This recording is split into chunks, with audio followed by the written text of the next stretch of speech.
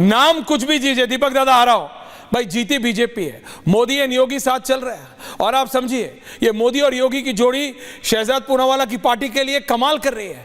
Haryana was the weakest. अब आप सोच रहे हैं कितने विगर से जाएगी बीजेपी महाराष्ट्र इलेक्शंस में, कितने विगर से जाएगी, यानी कितने जोश से जाएगी झारखंड इलेक्शन में। कांग्रेस की रीढ़ टूट गई है कॉन्फिडेंस की, चाहे वो भूपेंद्र सिंह हुड्डा का ओवर कॉन्फिडेंस हो, कुमारी शैलजा भूपेंद्र सिंह हुड्डा की लड़ाई हो, जो भी हो, आप समझिए ना, राजनीति में, परसेप्शन में शहजाद पूनावाला क्विक काउंटर, दीपक दादा को लाइए उधर। हाँ शहजाद जी बोलिए। देखिए, जो अजीज खान जी कह रहे हैं कि जम्मू कश्मीर में, हाँ अजीज खान जी जो कह रहे हैं जम्मू कश्मीर में मैजिक नहीं चला, उनको शायद पता नहीं है कि हमारा वोट शेयर के हिसाब से हम JKNC से ज्यादा वोट पाए हैं जम्मू कश्मीर में। Point number 1। पॉइंट नंबर 2, हमारी Congress is doing in Haryana आई है 29 सीट्स, मतलब कांग्रेस, हाँ कांग्रेस जो है वो 6, मैं जम्मू कश्मीर की बात कर रहा हूँ। जम्मू कश्मीर में कांग्रेस को मात्र 6 सीटें 35 सीटों में से, और कांग्रेस पार्टी का वोट शेयर मात्र 11% पे सिकुड़ कर बंद हो चुका है। और जम्मू में जहां पर कांग्रेस ने ज्यादातर सीटें कंटेस्ट की, वहां पर एक भी हिंदू प्रत्याशी कांग्रेस का जीत नहीं पाया। तो किस दिशा में कांग्रेस चल पड़ी है? हमारे यहाँ तो शगुन परिहार जैसी बेटी भी जीती है, पर वो एक अलग विषय है। 2 चीजें हुई है इस चुनाव में। एक तो कि ये वोट जिहाद का जो नैरेटिव था कि हम हिंदुओं को बांटेंगे और वोट जिहाद करेंगे, इसको हमने पूर्ण तरीके से ध्वस्त करने का जनता की मदद के साथ काम किया है, और झारखंड और महाराष्ट्र में भी ये ध्वस्त होता रहेगा। दूसरा, जो दलितों के प्रति अपमान भाव जो दिखाया कांग्रेस ने, आरक्षण समाप्त करने की बात राहुल गांधी विदेश करते हैं, और फिर यहां पर दलित नेतृत्व को समाप्त करना अपनी पार्टी का। और ये अजीज खान साहब को पूछे ना, ये PDA और इंडिया अलायंस उन्होंने क्यों नहीं इन्फोर्स किया कि हम इंडिया अलायंस वाले चाहते हैं शैलजा जी, नहीं आप करिए, शैलजा जी चेहरा बने, क्यों नहीं? अरे कैसे करेंगे वो, उनकी थोड़ी सुन रहे हैं। विनोद तावड़े वहां पे अनाउंसमेंट कर रहे हैं। और आखिरी बात जी बोलिए। और आखिरी बात बोलिए, 10 सेकंड और। हाँ बोलिए। अब ऐश्वर्या जी, दीपक दादा को, और खास करके मुझे पता है कि रिपब्लिक चैनल किस कॉन्शियसनेस के साथ जम्मू कश्मीर के विषयों को कवर करता है। पूरे दुनिया में भारत की चर्चा हुई, लोकतंत्र की चर्चा हुई कि जम्मू कश्मीर में सफल चुनाव हुए। विरोधियों ने भी इसका विरोध नहीं किया इसमें, परंतु आज जब लोकतंत्र में हरियाणा एक निर्णय देता है तो ये जयराम रमेश बोलता है ये तंत्र की जीत है, लोकतंत्र की हार। जम्मू कश्मीर में वो लोकतंत्र की जीत हुई और यहां पर लोकतंत्र की हार हो गई। तेलंगाना में EVM जीत गया और यहां पर EVM हार गया। और पता है आपको पवन खेड़ा ने क्या बोला है? पवन खेड़ा ने बोला जिस EVM की बैटरी 99% थी वहां पर हम हार गए, जिसकी EVM की बैटरी 60% थी। भैया बीजेपी का तो हर एक व्यक्ति बहुत खुश है, हर एक व्यक्ति प्रधानमंत्री को वेलकम करने के लिए खड़ा है। मैं देख रहा हूं कि बीजेपी के वो मीडिया हेड अनिल बलूनी भी खड़े, राज्यसभा के सांसद है, और वहीं पे जितेंद्र भी खड़ा। तो भाई हर आदमी wants to welcome prime minister Modi Shahzad, हर आदमी भाई हर आदमी wants to welcome the prime minister. ये लाइव विजुअल्स आ रहे हैं, लेकिन दीपक दादा नहीं, अरे शहजाद आपको भी जाना है, मुझे पता है, गिव मी 5 more minutes, मैं आज जल्दी खत्म कर दूंगा, then will come as soon as the prime minister comes back. Baluni ji Lok Sabha है। हाँ मैं समझ रहा हूं, लेकिन दीपक दादा ये बीजेपी के लिए या ये कांग्रेस के लिए, मैं कहूं कांग्रेस के लिए what has gone wrong? Rahul Gandhi is gone wrong, वो पता उसके आगे 240 जो सीटें आई ना भारतीय जनता पार्टी की इन टोटो, हालांकि उसने दिल्ली में सरकार बनाई, तीसरी बार NDA को स्पष्ट जनादेश मिला, कहीं कोई कंफ्यूजन नहीं था, कहीं कोई डाउट नहीं था। लेकिन कांग्रेसियों ने या फिर राहुल जी के रणनीतिकारों ने उस गुब्बारे को बहुत ज्यादा फुला लिया। हवा इतनी भर गई में हरियाणा में कि वो फूट गया। और ये ओंकारेश्वर जी के लिए ये गुब्बारा जो बहुत ऊपर उड़ रहा है, ओंकारेश्वर जी को समझना पड़ेगा। ईश्वर गा रहा हूं अजीज जी, नहीं यू आर एब्सोल्युटली राइट। और ये जो आपने अंडरहैंड दिया है ओंकारेश्वर जी के दोस्तों के लिए, ये एक क्लैरिटी है। वो सर 99 100 में से नहीं 500 प्लस में से आई हैं। बोलते थक गए हम, आप समझिए सर, मीडिया को भी एक सशक्त विपक्ष चाहिए, एक स्ट्रॉन्ग ऑपोजिशन होगा, तभी आप सरकार को, शहजाद पूनावाला को आप कंट्रोल में रख पाएंगे। लेकिन दिक्कत क्या है, वो आप 100 में से 99 समझने लगे, उसके चक्कर में क्या हो गया, पूरा गुड़गोबर हो गया।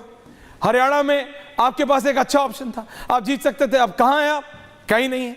ये इसीलिए है, ये दिल्ली के 2 क्लबों में, एक 5वें माला और एक फर्स्ट माला पे आप लोग बैठ के जो ये डिसाइड करते हैं, एक ही सड़क पे दोनों क्लब है, आप बैठ के जो डिसाइड करते हैं कि अब ये होना है, ये योगेंद्र यादव टाइप वो चलेगा नहीं सर, चलेगा नहीं कि पूरे टाइम बोलते रहेंगे और उसके बाद जाके कमलनाथ जी के साथ से उन्हें समझाएंगे देखो ऐसा हो रहा है, ऐसा हो रहा है। मैं बता रहा हूं, कमलनाथ जी को बोला था मैंने कि सर अब योगेंद्र यादव से सलाह ले रहे हैं, क्या कर रहे हैं, हार जाएंगे इलेक्शन। यही हुआ।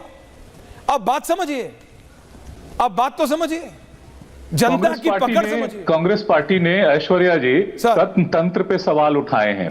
हाँ, उठाए। और तंत्र पे सवाल उठाने का मतलब है, तंत्र पे सवाल उठाने का मतलब है चुनाव का जो तंत्र है सर, जहां तक मैं समझता हूं, जहां तक देश समझता है, चुनाव आयोग एक स्वतंत्र निकाय है, स्वायत्तशासी है और उसपे सभी दलों का उतना ही उसका हक है बोलने का।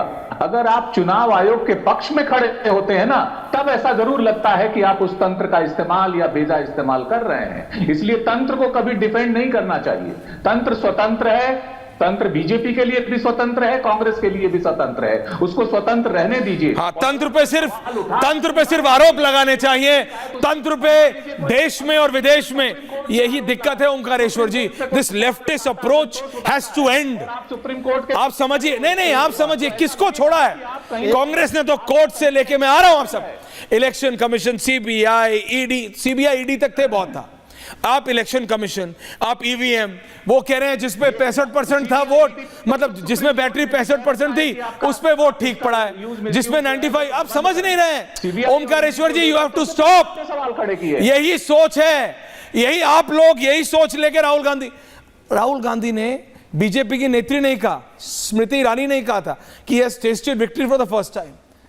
वो कहते हैं ना कि मतलब ये कहावत है बोलचाल में वेस्टर्न यूपी में, मुझे नहीं पता उसको कैसे परसेप्ट लिया जाएगा, कि जब नया नया पैसा कमाते हैं उसको हजम भी करना जानना चाहिए। वो हजम नहीं हो रही है, कांग्रेस से हजम नहीं हुई। राहुल गांधी से वो जीत, एक बात बताइए, अभी एक थोड़े से जीते थे बस, थोड़ा सा बड़े थे, नहीं होती, उसी में हो गया। सरकार नहीं होती, राहुल गांधी की सरकार होती, और इसी तरह की हार जो है वो बीजेपी तो सेम होता, तंत्र पे सवाल नहीं, अरे तो सेम होता, वो भी तंत्र पे सवाल खड़े। क्यों? ईवीएम जम्मू कश्मीर में बीजेपी को हराता होगा।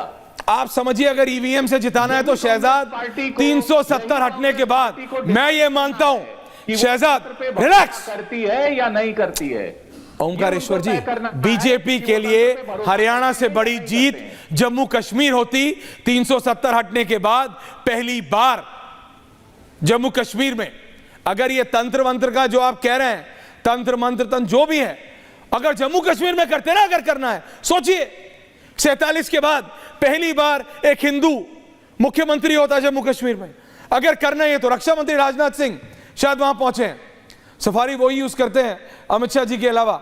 हाँ, रक्षा मंत्री राजनाथ सिंह वहां पहुंच गए और अगले होंगे प्रधानमंत्री अगले कुछ ही देर में। ये लाइव विजुअल्स आ रहे हैं, full frame to the BJP headquarters. रक्षा मंत्री राजनाथ सिंह, अनिल बलूनी, वहां पे एक एक करके सभी नेता, बांसुरी स्वराज, मनजिंदर सिंह सिरसा, विजेंद्र गुप्ता, मनोज तिवारी, संजय मयूख, सब लोग वहां पे स्वागत करते हुए रक्षा मंत्री राजनाथ सिंह का। और अगले नेता होंगे प्रधानमंत्री नरेंद्र मोदी बीजेपी हेडक्वार्टर्स पे। शहजाद जी, अब मैं आपको रोकूंगा नहीं, मेरे को पता आपको जाना है। This last point from you Shehzad, BJP, what has gone right for you? आपको क्या लगता है? मुझे लगता है मोदी एंड योगी का combination. Shehzad Poonawalla, last 30 seconds to you. देखिए, मोदी और योगी क्या है? मोदी और योगी मीन्स राष्ट्रहित सर्वप्रथम। मोदी और योगी का मतलब है परफॉर्मेंस एंड डिलीवरी। मोदी और योगी का मतलब है जो बोला उसको पूरा करना, गारंटी पे गारंटी पूरी करना। यही तो मोदी और योगी का मतलब है। और दूसरी तरफ देखिए ओंकारेश्वर जी, तंत्र नहीं, आप परिवार तंत्र के शिकार बन चुके हैं। आप परिवार तंत्र को जब तक लोकतंत्र पर हावी होने देंगे, तब इस प्रकार के अपसर्ड चीजें जो है लगातार बोलते रहेंगे। और अजीज खान जी से आखिरी बात, आप कह रहे हैं ना इंडिया अलायंस की सरकार जम्मू कश्मीर में बनने वाली है, वहां पर बना दीजिए ओबीसी को मुख्यमंत्री। आप पैरवी कीजिए। अखिलेश जी को मैं चुनौती देता हूं कि जम्मू कश्मीर में इंडिया अलायंस की सरकार में ओबीसी। बट मैं आपको एक बात बता रहा हूं, देखिए अखिलेश यादव अभी भी स्मार्ट है, उन्हें एग्जैक्टली पता है विदेश जाके नहीं बोलना है, भारत में बोलना है। अखिलेश यादव को राहुल गांधी को सिखाना चाहिए। समय बहुत कम है, वापस आ रहे दीपक दादा, फॉर्मेट चेंज कर रहे हैं। प्रधानमंत्री नरेंद्र मोदी कुछ ही देर में बीजेपी हेडक्वार्टर्स में पहुंचने वाले। Will be like. बहुत बहुत धन्यवाद आप सबका। पूछता भारत में, थैंक यू वेरी मच।